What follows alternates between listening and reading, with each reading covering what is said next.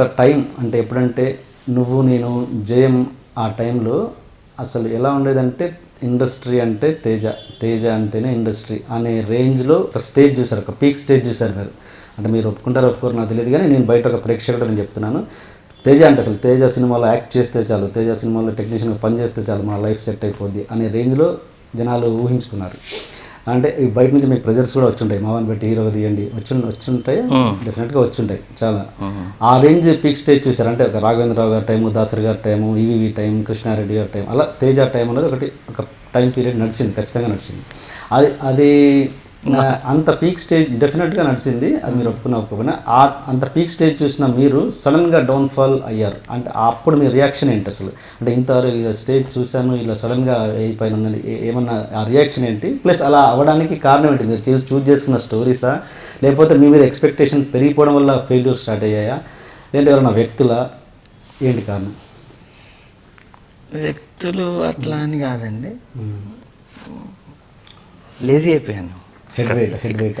Head weight ఎప్పుడు లేదు, ఎప్పుడు ఇట్లాగే ఉంటాను నేను. ఓకే, డబ్బులు ఉన్నా లేకపోయినా ఒకే టైప్. మామూలుగా సక్సెస్ రాగానే విజయ్ తలకెక్కించుకోవడం అనేది కామన్ జరుగుతుంటుంది ఇండస్ట్రీలో. థింకింగ్ ప్యాటర్న్ రాంగ్ అయి ఉంటుంది. ఓకే, సరిగా అంటే అలర్ట్గా ఆలోచించటం, ఇంకా బాగా చేయాలని ఒక తాపన ఉంటుంది, అది పోయి ఉండాలి. వేరే వేరే కాంప్లికేషన్లు వచ్చి మీరు ఆ స్టేటస్ని ఎలా ఎంజాయ్ చేశారు అప్పుడు? అంటే మీకు లేదా అప్పటికి ఇప్పటికీ ఎప్పుడు నేను తేజాన్ని నాకు గుర్తుండదు. నేను మాట్లాడేటప్పుడు గుర్తుండదు. ఓకే, గుర్తుండదు. నేను తేజాని, నేను డైరెక్టర్, నేను ప్రొడ్యూసర్, నేను సినిమాలు తీశాను, నాకు ఇంత ఉంది, ఇంత ఆస్తులు ఉన్నాయి, ఇంత పోయినాయి, ఏముండదు నాకు. What I feel I talk. అందరూ ఏంటంటే తాగినాక ఆన్లో ఉంటారు, నాకు ఎప్పుడు ఆన్లోనే ఉంటుంది. మెయిన్ ఏమైందంటే ఫస్ట్ రాంగ్ స్టెప్ వాజ్ నిజం. ఓకే, ఆ నిజంలో ఏంటి అని అంటే ఒక విధంగా మహేష్ బాబు అయితేనే ఆ క్యారెక్టర్కి న్యాయం. ఎందుకు అని అంటే మహేష్ బాబు పర్ఫార్మెన్స్ ఉంటుంది, ఆ ఇంటెన్సిటీ ఎవరు చేయలేరు. మహేష్ బాబు బదులు కొత్తవాడు ఎవరన్నా ఉండున్నా మ్యాసివ్ హిట్ అయ్యేది సినిమా, ఎందుకంటే పక్కన మదర్ ఉండి చేయిస్తారు కాబట్టి. మహేష్ బాబు రెగ్యులర్ గా అనుకున్న హీరోలు ఈ ఏమంటారు, ఈ నితిన్ దేకిన లాంటి హీరోలు ఉంటే బాగా వర్కౌట్ అయ్యింది. అక్కడ ఎక్కడ మిస్ అయింది అని అంటే నేను మహేష్ బాబుతో చేద్దాం అనుకుంది బాబీ అనే అటర్ ఫ్లాప్ తర్వాత. మాది అండర్ ప్రొడక్షన్ ఉన్నప్పుడు ఒక్కడు పెద్ద హిట్ అయింది, సో పెద్ద మాస్ హీరో అయిపోయి వాళ్ళు వచ్చి మదర్ పక్క నుంచి చేయించడం ఏంటి అనేది వాళ్ళకి నచ్చల. That was the big blunder. Otherwise నిజం అనేది చాలా డబ్బులు వైజ్ లాస్ కాదు. ఓకే, అక్కడ మిస్ కొట్టేటప్పుడు బ్యాలెన్స్ మిస్ అయ్యి అని నా ఫీలింగ్. ఓకే, ఇంకా పెద్ద పెద్ద ఎక్స్పర్ట్స్ అనలైజ్ చేస్తారు కదా, తేజ ఇక్కడ దీనివల్ల పోయాడని. ఇప్పుడు పాతకాలంలో సినిమా అంటే ఎలా ఉండేదంటే పాత టైంలో సినిమా అంటే మనకు ఒక పైన ఇలా కనబడేది. ఇప్పుడు అంటే ఒక దృష్టితో చూసేవాళ్ళు పెద్ద స్టేజ్లో. ఇప్పుడు ఏంటి పరిస్థితి, సినిమా అంటే ఎవడైనా తీస్తున్నాడు, కొంచెం కాస్ట్లీ మొబైల్ జేబులో ఉన్నోడు చాలు, ఒక జేబులో ఒక 1000 రూపాయలు ఉంటే చాలు సినిమాలు తీసేస్తున్నారు.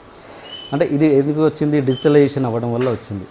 అంటే ఇది అవ్వడం అన్నది ఇండస్ట్రీకి ఎంతవరకు ప్లస్సా మైనసా? అంటే దీనివల్ల ఏంటంటే అసలు అవగాహన లేకుండా కేవలం ఉత్సాహం మాత్రం ఉంటుంది తప్పించి అవగాహన ఏమాత్రం లేకుండా దూకేస్తున్నారు. ఆ ప్రొడ్యూసర్ ఏదో లాస్ అవుతున్నాడు, కథ బాగాలేకుండా ఇలా థియేటర్ కూడా రిలీజ్కి నోచుకోవట్లేదు. ఒకవేళ రిలీజ్ అయినా 2-3 రోజులు ఆగిపోతుంది. దీనివల్ల మళ్ళీ కొత్త ప్రొడ్యూసర్స్ వస్తున్నారు, రావడం మాత్రం ఆగిపోవట్లేదు ఎక్కడ. సో దీనివల్ల అసలు ఇండస్ట్రీకి ఏంటి అసలు దీని సొల్యూషన్ ఏంటి అసలు? సొల్యూషన్ ఏంటంటే అండి, ఇప్పుడు నాన్ థింకింగ్ సినిమా ఉంది అంటే బ్రెయిన్ ఎక్కువ వాడకుండా తీసేస్తున్నారు సినిమాలు, ఆడియన్స్ కూడా ఎక్కువ వాడకుండా చూసేస్తున్నారు. సో అంటే కనెక్ట్ అవ్వట్లేదు, emotional connection between audience and cinema ఉంది చూసారా, అది లేదు. ఆ ఎమోషనల్ కనెక్ట్ రావాలంటే బాగా తెలివిగా రాయాలి సినిమా, ఫీల్ ఎక్కువ ఉండాలి. అది కాకుండా అది కష్టం కాబట్టి కామెడీగా రాసేస్తున్నారు. కామెడీకి ఎమోషనల్ కనెక్ట్ అక్కర్లా. దానివల్ల ఏమవుతుందంటే anybody can write comedy, anybody can become a film maker. అది ఇప్పుడు ప్రస్తుత పరిస్థితి. ఎప్పుడైతే మీకు అవతార్ లాంటి సినిమా ఉంది, అవతార్ అంటే you have to think, audience కూడా ఆలోచించాలి. ఇంటర్స్టెల్లార్ అని ఒక సినిమా వచ్చింది, దాంట్లో ఊరికే రఫ్ లైన్ చెప్తాను. ఒకడు భూమి మీద అంతా మొత్తం ప్లాంటేషన్ అంతా పోయింది, ఇంకొక ప్లానెట్ కనిపెట్టాలి, భూమిలాగా ఉండే ఇంకో ప్లానెట్ కనిపెట్టాలి, మొత్తం మనుషులను అక్కడ షిఫ్ట్ చేయాలని హీరోని పంపుతారు. వెళ్ళేటప్పుడు చిన్న పాప కూతురు నేను వెళ్ళేసి వస్తానమ్మా అంటే వెళ్ళొద్దు అంటది. వచ్చేస్తా 3 monthsలో వచ్చేస్తాను అని చెప్పి రాకెట్ ఎక్కి వెళ్తాడు. వెళ్తే అక్కడ ప్లానెట్ కనిపిస్తుంది. ఇది కరెక్ట్గా ఇండియా మన ఎర్త్ లాగా ఉంది, మ్యాచ్ అవుద్ది అనుకుని దాంట్లోకి ఎంటర్ అవుతాడు. ఎంటర్ అయినప్పుడు వాళ్ళు ఏం చెప్తారంటే అక్కడ అరగంట భూమి మీద 7 సంవత్సరాలు, నువ్వు అరగంట అక్కడ ఉన్నావంటే ఇక్కడ 7 ఏళ్ళు దాటిపోతాయి. అంటే నీ కూతురు 7 ఏళ్ళు ఉన్న నీ కూతురు 14 ఏళ్ళు అయిపోద్ది. సో వెళ్ళి స్పీడ్గా వచ్చేయి, అరే నా కూతురికి ఇట్లా చెప్పానని వెళ్తాడు. వెళ్ళి ఎంటర్ అవుతున్నప్పుడు స్పేస్ షిప్ చెడిపోద్ది. 5-6 గంటలు ఉంటారు. 6 గంటలు అని అంటే మొత్తం 12. 6 గంటలు అంటే 12 × 7 84 ఏళ్ళు అయిపోయింది. ఇవాళ మధ్యలో ఉన్నప్పుడు అక్కడ టీవీలో చెక్ చేస్తే కూతురు ఐ హేట్ యూ అంటూ ఉంటుంది. కూతురు పెద్ద అయిపోయింది. వెనక్కి వచ్చేటప్పటికి ఇతను అంతే ఉంటాడు ఏజ్, కూతురు 90 ఏళ్ళు అమ్మాయి అయిపోయింది. మనవరాళ్ళు అందరూ వచ్చేస్తారు. హాస్పిటల్కి వెళ్తే చచ్చిపోతూ ఉంటుంది. వెళ్ళేటప్పటికి అమ్మాయి చూస్తుంది, ఫాదర్ని గుర్తుపడుతుంది, ఇద్దరు మాట్లాడుకుంటారు, ఏడుస్తాడు. వెనక్కి వచ్చేస్తా ఉంటే మొత్తం ఫ్యామిలీ వస్తారు. ఎవరైనా అంటే తెలిసిన ఆయన అని చెప్పి దూరంగా నిలబడి చూస్తుంటాడు. కూతురు 90 ఏళ్ళు, వీడు 35 ఏళ్ళు. అది ఫీలు ఉంటుంది, టెక్నాలజీ ఉంటుంది, అడ్వాన్స్డ్ ఉంటుంది. అంటే మనం ఆలోచించాలి సినిమా చూసేటప్పుడు. అటువంటి సినిమాలు రావట్లే మనకి.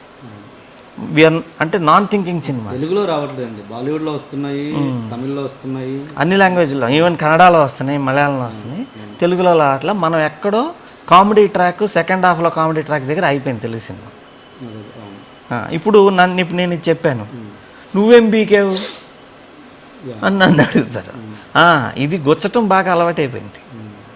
ఇంటర్నెట్ టెక్నాలజీ వచ్చినాక తెలుగులో బేసిక్గా అందరూ పక్కన ఉండి గుచ్చటం బాగా వచ్చింది. పోనీ వీడు ఆలోచించి ఏమైనా తయారు చేస్తాడు, నాకంటే మంచిది రాయి చూద్దాం, ఎవడు రాయడు. గుచ్చటం ఈజీ కదా, ఆలోచిస్తే అక్కర్లా. నువ్వు చేసిన తప్పు, తేజ ఎక్కువ మాట్లాడుతున్నాడు, వీడు ఎదవా, ఆడు దరిద్రుడు, ఇట్టా మాత్రం రాయగలరు కామెంట్లు. ఇంటెలిజెంట్ ఎందుకు రాయలేరు? ఎందుకంటే తెలివిగలవాడు ఎవరు టైం వేస్ట్ చేయరు. ఫేస్బుక్ దగ్గర కూర్చొని మీడియాకర్ బ్రెయిన్స్ కూర్చుని కొట్టేస్తుంటారు. బిల్ గేట్స్ కూర్చొని కొడుతుంటాడండి ఫేస్బుక్లో, కొడతాడు. ఎప్పుడో ఒక్కసారి ఐస్ బకెట్ ఛాలెంజ్ అని ఒకటి పెట్టాడు, ప్రపంచం అంతా ఫాలో అయ్యారు.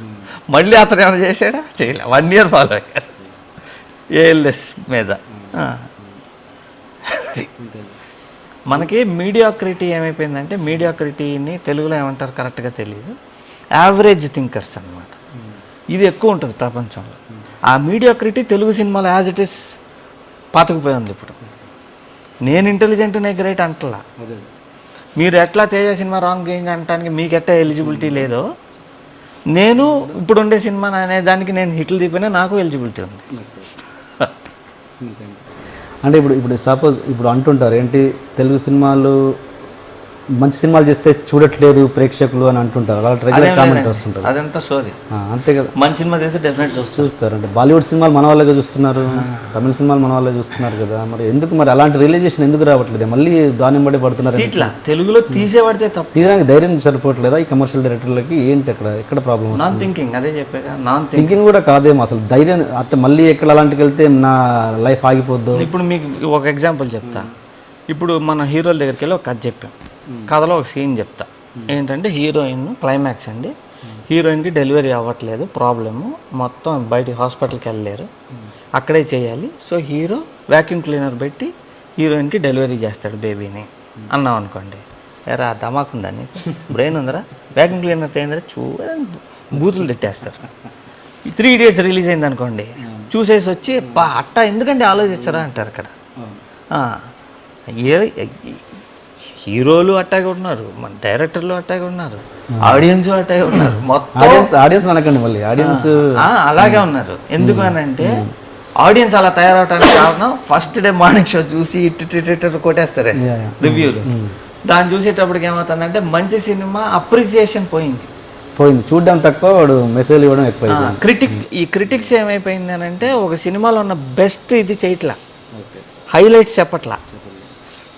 అంటే రెగ్యులర్గా ఉంటాయి చూసారా. మొన్న శ్రీమంతుడు బాగానే ఆడింది, అందరు రాసిన రివ్యూ ఏంటి, కామెడీ ఉండాలి సెకండ్ హాఫ్లో, ఉండుంటే ఇంకా బాగా ఆడేది, బ్రహ్మానందం గారు ఉండాల్సింది. అది ఏంది లెక్క అంటే రేస్ గౌరవంలో బ్రహ్మానందం గారు ఉన్నాడు కాబట్టి దీంట్లో కూడా ఉండాలి.